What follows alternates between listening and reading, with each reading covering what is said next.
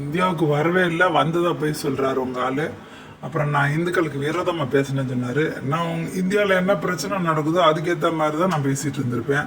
அதுக்காண்டி ஜக்கி வாசுதேவர் ஒருத்தர் 2025 வச்சு என்னை பற்றி புகார் பண்ணிகிட்டு இருப்பார், அதுக்கேற்ற மாதிரி பேசணும் அப்படியே நான் நினச்சிட்டு இருப்பேன். என்னை பற்றி நான் வாழ்கிற காலத்துலேயே நான் கவலைப்பட்டதில்லை.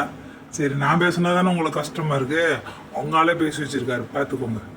சிவராத்திரி அன்னைக்கு ஒரு கோயிலில் 6 கால பூஜை நடக்கும். புராணங்களை படிப்பார்கள், திருமறைகளை ஓதுவார்கள், பாடுவார்கள். அந்த நிகழ்வு ரொம்ப மங்களகரமாக இருக்கும். ஆனால் ஜக்கி வாசுதேவ் தன்னோட அந்த யோகா மையத்தில் என்ன பண்ணுறாரு, அதோட ஜக்கி வாசுதேவ் அவர்களை கழுவி ஊற்றிருக்காரு. சொல்லப்போனால் இந்த வீடியோவை அப்படியே அப்லோடு பண்ணணும். நமக்கு யூடியூப் இருக்குதே, அது மண்டையில் கொட்டு வைக்குமேன்னு பார்க்க வேண்டியதாக இருக்குது. ஆனால் சிவராத்திரி என்ற பெயரிலே கோயம்புத்தூர் ஈஷா மையத்தில் என்ன நடந்தது என்று உலகமே பார்த்து கை எழுதி நகையாடியதை நாம் பார்த்தோம்.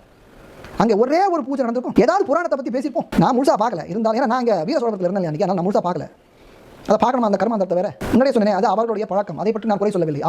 ஆனால் என் கோவிலை திடீரென்று விடுவிக்கிறேன் என்று பேர் வழி என்று ஓடி வந்து அடிமைப்படாத கோவிலை அடிமைப்படுத்தப்பட்டது என்ற ஒரு போலி தோற்றத்தை உண்டு பண்ணி அதிலே உன்னுடைய குருட்டு சித்தாந்தங்களை புகுத்த நினைத்தால் முதலிலே எதிரியாக நிற்பவன் நானாகத்தான். ஐன்ஸ்டீன் அவர்களோட கால் தூசி கூட பெறாத ஜக்கி வாசுதேவ் இந்தியாவுக்கே வராத ஐன்ஸ்டீன் வந்ததாகவும் இந்தியர்களை அவர் தப்பாக சொன்னதாகவும் அதுவும் பீப்பு போட்டு சொல்கிறார்.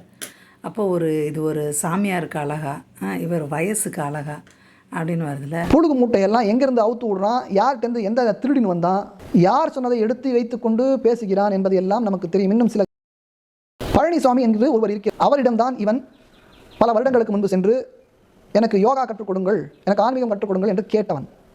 அந்த பழனிசாமியினுடைய ஆசிரமத்திலே அவர் எழுதி வைத்திருந்த புத்தகங்களை எல்லாம் எடுத்துக்கொண்டு ஓடிவிட்டு அதில் இருப்பதிலே தனக்கு வேண்டியதை வேண்டுவது போலே சொல்லிக் கொண்டிருப்பவன். தமிழில் காலையில் நான் கத்திட்டு இருந்தேன், யாருக்கிட்டே சரியாக போய் சேரல. அதுக்கு தான் ஜக்கி வாசுதேவ் அந்த வீடியோவை இங்கிலீஷில் பேசி வச்சுருக்கான். அதனால ஈஸியாக போய் சேரும்ல. ஜக்கி பேசுனா பார்ப்பாங்க ஒன்று. இங்கிலீஷில் பேசுகிறதுக்கு ஒரு காரணம் என்னென்னா, படித்த மக்களிடம் என்னை பற்றி தவறான கருத்துக்களை பரப்புவது ஜக்கியின் நோக்கம்.